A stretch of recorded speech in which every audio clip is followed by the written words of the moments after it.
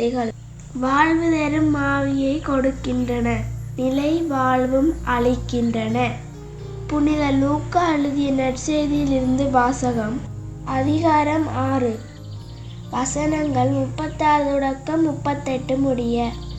உங்கள் தந்தை இரக்கமுள்ளவராய் இருப்பது போல நீங்களும் இரக்கமுள்ளவராய் இருங்கள். பிறர் குற்றவாளிகள் என தீர்ப்பளிக்காதீர்கள், அப்போதுதான் நீங்களும் தீர்ப்புக்குள்ளாக மாட்டீர்கள். மற்றவர்களை கண்டனம் செய்யாதீர்கள், அப்போதுதான் நீங்களும் கண்டனத்துக்கு ஆளாக மாட்டீர்கள்.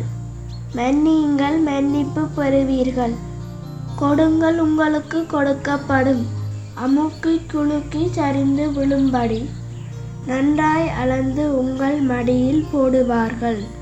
நீங்கள் எந்த அளவையால் அளக்கிறீர்களோ அதே அளவையால் உங்களுக்கும் அளக்கப்படும்.